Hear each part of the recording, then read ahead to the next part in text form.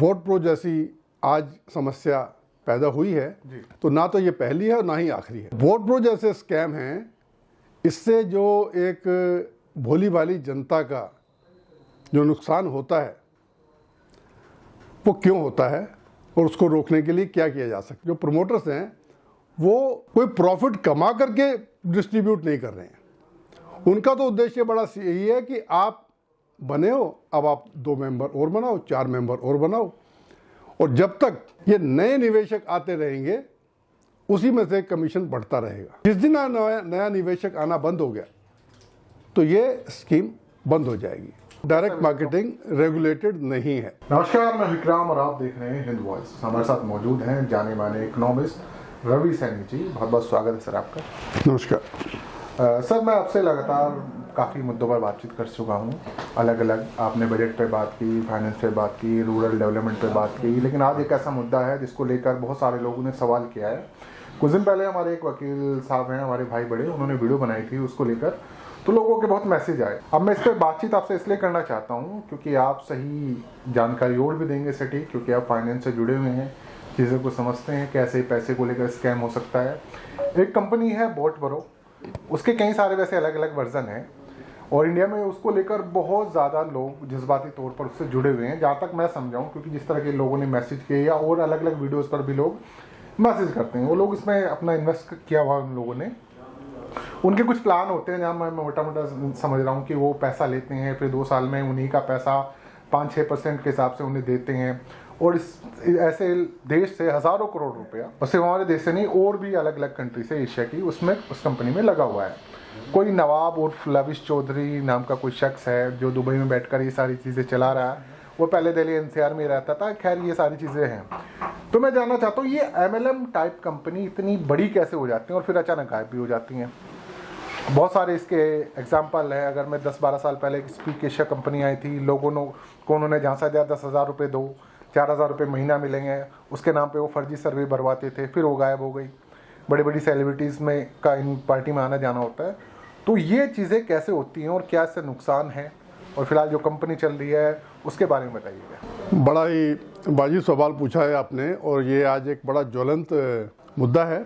Multi level marketing India की आबादी के हिसाब से और जिस हिसाब से आज हमारा एजुकेटेड युवा अवेलेबल है, फ्रीली अवेलेबल है, उनके लिए इंडिया में ये जो direct market, multi level marketing का इसको नाम ना दे करके अगर हम इसको बोले डायरेक्ट मार्केटिंग, तो डायरेक्ट मार्केटिंग हिंदुस्तान के लिए एक बहुत ही बढ़िया सब्जेक्ट है, बढ़िया मार्केटिंग टूल है, जिससे कि अगर हम इसको सही तरीके से, सरकारें भी जागरूक होकर के इसको अगर चाहें तो बेरोजगारी हिंदुस्तान से दूर की जा सकती है। 98 में, सन 1998 में एमवे कंपनी हिंदुस्तान में आई थी, और अगर आज भी देखा जाए तो डायरेक्ट मार्केटिंग का उनका जो बिजनेस मॉडल है वो आज भी बहुत अच्छा मॉडल है, परंतु उस मॉडल के अंदर कुछ ऐसी खामियां पाई गई जो ये पैसा कमाने की और ये जो लालच जब दिखता है लोगों को,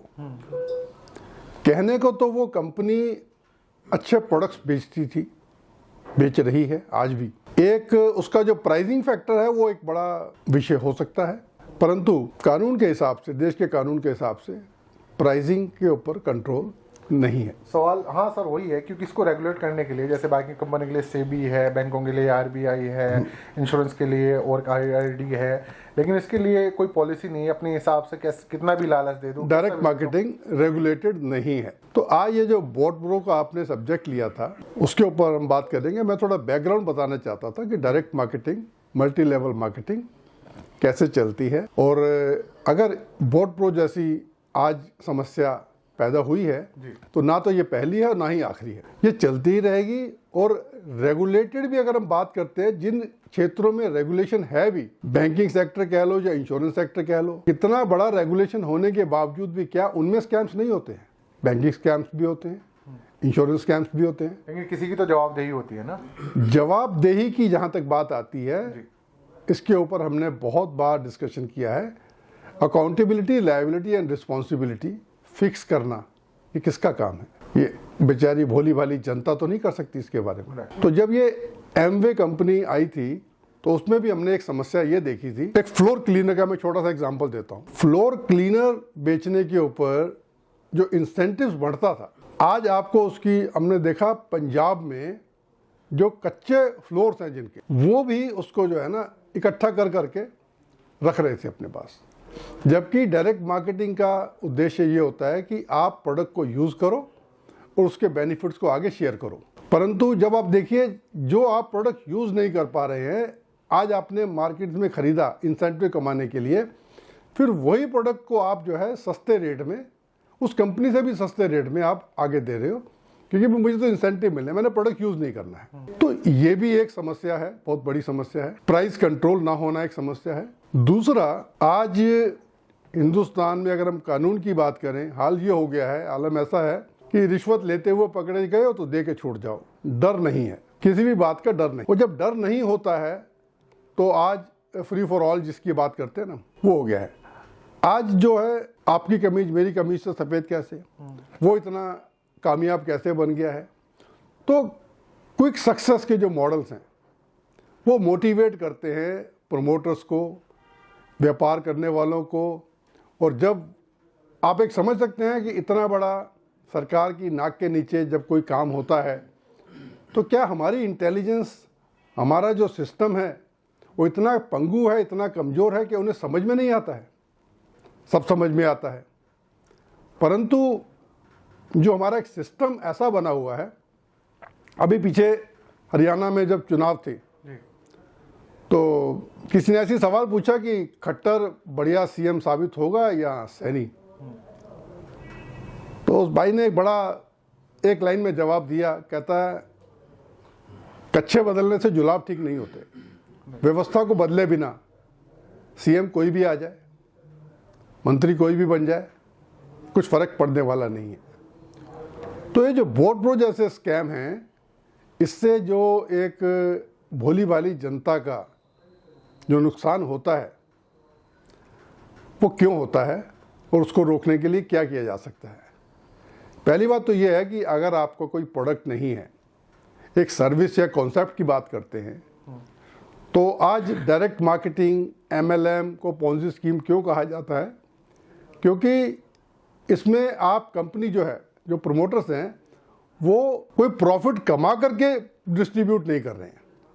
उनका तो उद्देश्य बड़ा यही है कि आप बने हो, अब आप 2 मेंबर और बनाओ, 4 मेंबर और बनाओ, और जब तक ये नए निवेशक आते रहेंगे उसी में से कमीशन बढ़ता रहेगा।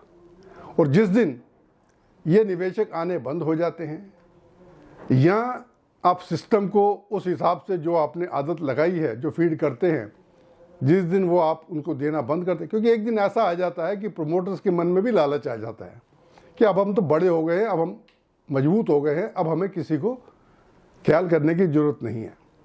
और इसी दौरान से कोई ना कोई ऐसा होता है कि कंपटीशन भी बहुत है इस लाइन में भी, डायरेक्ट मार्केटिंग में भी, मल्टी लेवल मार्केटिंग में भी बहुत कंपटीशन है। एक कंपनी जैसे कॉर्पोरेट राइवलरी होती है, ऐसे ही हर बिजनेस में एक राइवलरी होती है। मैं भी कोशिश कर रहा हूँ, मेरे साथ वाला भी कोशिश कर रहा है, वो ज़्यादा कामयाब क्यों है? अब उसकी कामयाबी को रोकने के पीछे मैं क्या करूँ, ऐसा क्या करूँ मैं? तो कोई ना कोई बिजनेस में, हर बिजनेस में लूप होल्स होती है। तो जब ये इस तरीके की बातें होती हैं, जैसे मैंने अभी बोला कि उसकी कमीज मेरी कमीज से सफ़ेद कैसे, तो बहुत सारे एंगल इसमें आते हैं। बिजनेस राइवलरी भी आ जाती है, एक्सपेक्टेशन इतनी बढ़ जाती है सिस्टम में बैठे हुए लोगों की भी, तो वो इस तरीके से अपनी भी डिमांड्स, एक्सपेक्टेशंस इतनी बढ़ा देते हैं कि प्रमोटर्स के लिए उसको सस्टेन कर पाना बहुत मुश्किल होता है। और रेगुलरली नए नए ग्राहक या नए नए गुर्गे ढूंढ के लाना बहुत मुश्किल हो जाता है। तो जब ऐसी सिचुएशन आती है तो अब प्रमोटर का बड़ा एक छोटा सा लक्ष्य है और उसने वो लक्ष्य को प्राप्त कर लिया है। आज अब बोर्ड प्रो की बात करते हैं।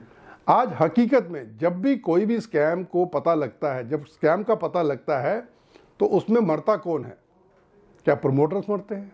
क्या सिस्टम में बैठे लोग मरते हैं? नहीं, मरते हैं बेचारे निवेशक, जो एक एक्सपेक्टेशन में, एक जिसको बोलते हैं स्पेकुलेटिव एक्सपेक्टेशन में, जो रियलिटी नहीं होती है, लेकिन उसकी जागरूकता नहीं है। आज अगर चाहे बाकी सेक्टर्स की बात करें तो वहाँ पे कम से कम एक पहचान उस सेक्टर की बनाने के लिए कुछ ऐसी स्कीम्स होती हैं, उसके बारे में प्रचार प्रसार होता है। पर जब इस तरीके की स्कीम्स आती हैं तो इसमें बहुत ही फाइन प्रिंट के अंदर लिखा जाता है कि इन्वेस्टर जो है अपनी इन्वेस्टमेंट का खुद ख्याल करे और उसके बारे में सोचे। इस बोर्ड प्रो के जिस हिसाब से आज आवाज़ उठी है तो बुलंद होनी शुरू हुई है, तो इसके लिए आज अगर एक चीज़ की ज़रूरत है, एक किसी कानून की या रेगुलेशन की ज़रूरत है, तो वह इन्वेस्टर प्रोटेक्शन एक्ट हिंदुस्तान में है ही नहीं। अगर इन्वेस्टर प्रोटेक्शन एक्ट की अगर बात करें तो जहाँ तक मेरी जानकारी में अभी आया है तो केरला पहला राज्य है जो इन्वेस्टर प्रोटेक्शन एक्ट लेके आ रहा है। और जिस दिन वो इन्वेस्टर प्रोटेक्शन एक्ट आ जाएगा तो मैं नहीं मानता कि केरला में जो इन्वेस्टमेंट है बेतहाशा बढ़ेगी, बहुत ज़्यादा बढ़ेगी, क्योंकि इन्वेस्टर का प्रोटेक्शन छोड़िए, यहाँ पे रिस्पेक्ट नहीं मिलती, रिकॉग्निशन नहीं मिल पाती है। आज जैसे मैंने पहले भी एपिसोड में बताया था कि व्यापारी को, बिजनेसमैन को एक कॉन्डम या च्युइंगम की तरह यूज़ करना बंद करना पड़ेगा। आज प्राइवेट सेक्टर जो है बहुत मेहनत करके इन्वेस्टर को लाना अपनी कंपनी में, चाहे आज आप MLM की बात करें, आसान काम नहीं होता है जी। बहुत दर्द होता है, बहुत तकलीफ़ें होती हैं, परंतु अकाउंटेबिलिटी, लायबिलिटी और रिस्पॉन्सिबिलिटी ना होने के कारण, वो जो डर ना होने के कारण प्रमोटर सोचता है कि चलो जी मेरा तो आज का लक्ष्य ये है कि मेरे को इतना कमाना है, मैंने लाइफस्टाइल के अंदर। आज का हमारा जो युवा भी है वो भी इसी सोच से बैठ गया है कि मेरे को अपनी जवानी, अपनी लाइफ टाइम में इतना पैसा कमा लेना है कि मुझे कोई फर्क नहीं पड़ता। ये तो नहीं कि वो लोगों को बेवकूफ़ बनाना शुरू कर दे। ठीक है, एक्ट की डिमांड है, ठीक है, इन्वेस्टर के लिए होनी चाहिए, लेकिन बिजनेस तो ऐसा करे जो कम से कम किसी पॉलिसी के अंडर तो आए, जिसकी बाद में जवाबदेही तो हो। अगर कोई भाग जाए तो कोई एक डर तो बना रहे कि अगर हम कुछ गलत करेंगे कल को हम गिरफ्तार भी हो सकते हैं। अभी तो कुछ पता ही नहीं है ना इन कंपनियों का। बिल्कुल सही कह रहे हैं। फिर अगेन वही बात आ जाती है कि accountability, liability and responsibility fix ही नहीं है। प्रमोटर भी सोचता है कि हिंदुस्तान में इतनी बड़ी मार्केट है, डायरेक्ट मार्केटिंग का इतना बड़ा स्कोप है, तो बाकी सब अच्छी वेबसाइट और अच्छी जो इतनी बड़ी मार्केट जो बनी हुई है हर चीज़ में, कि हम फूड में बहुत ज़्यादा हैं, तो सब भीड़ है ना एक भाई। यूट्यूब चैनल से यहाँ पे सक्सेस हैं, बाहर के भी, आउट ऑफ कंट्री के भी, टीवी यहाँ पे, भीड़ की वजह, सब भीड़ की वजह से है। बिल्कुल। फिर भीड़ को दोष भी दिया जाता है कि पॉपुलेशन की वजह से जो उस भी घट रही हैं, तो भीड़ का फ़ायदा कब तक उठाया जाएगा? देखिए, बहुत ही एक विडंबना है कि आज हिंदुस्तान को एक प्योर डिस्टिंक्शन मिली है कि India is the highest, youngest educated but unemployable population. हम उनकी जो पढ़ाई है, जो सिस्टम है, ऐसा नहीं बना पाए हैं कि वो अपने जैसे पर्सनैलिटी के साथ कह लीजिए या अपनी शिक्षा के हिसाब से कह लीजिए, वो उसके हिसाब से रोजगार वो नहीं ले पाते हैं और इसलिए उन्हें कोई भी गलत ट्रैक में फंसा तो वो जल्दी से, आसानी से इस ट्रैप में फंस जाते हैं। जो आप जैसे कोई भी मल्टी लेवल मार्केटिंग जब कोई शुरू किया जाता है तो इनिशियली के जो स्टार्टिंग के जो लोग जुड़ते हैं वो अपनी इनकम दिखाते हैं, अपनी बैंक स्टेटमेंट दिखाते हैं, अपनी नई गाड़ी दिखाते हैं, पूरा हिसाब किताब दिखाते हैं, तो उससे वो एल्योरमेंट बड़ा आसान हो जाता है। परंतु आम जनता को भी ये समझना चाहिए कि जब उनको ये छोटा सा दिमाग ये लगाना चाहिए कि भैया जब ये स्कीम इस तरीके से है, इसमें कोई प्रोडक्ट है नहीं, कोई सर्विस है नहीं, कोई एक कॉन्सेप्ट है, और जब तक नया निवेशक नहीं आएगा, जिस दिन नया निवेशक आना बंद हो गया तो ये स्कीम बंद हो जाएगी। तो उस समय उनको पैसा जो एक्सपेक्टेड है वो कहाँ से आएगा, वो नहीं आ पाएगा। तो इसके ऊपर सरकार को अब जो स्कीम पकड़ा गया है तो ये भी एक लेसन लेकर के इसके ऊपर आगे से जानकारी आम जनता तक पहुंचानी चाहिए कि भाई इस तरीके की स्कीमों से आप बचिए। परंतु आम जनता जो है लालच में फंस जाती है। कि उसने नई गाड़ी ले ली है, ज़्यादा काम करता नहीं है, दिन में 2 घंटे काम करना है। सपने जो दिखाए जाते हैं उसमें कहीं ना कहीं वो फंस जाता है, ये आप कहना चाह रहे हैं। बिल्कुल, मार्केटिंग टूल है ये, और उसके अंदर वो फंस जाते हैं। बहुत बहुत शुक्रिया रवि जी। तो आपने सुना कि जो सपने दिखाए जाते हैं, और खासकर जब वो लोग आते हैं, एक नई गाड़ी, घर और फॉरेन ट्रिप और ये सारी चीज़ें होती हैं, तो जो बेरोजगार है बेचारा, जो रोज़ के महीने के 10,000 नहीं कमाता और उसे 10 लाख का सपना दिखाया जाता है, तो वो कहीं ना कहीं फंस जाता है।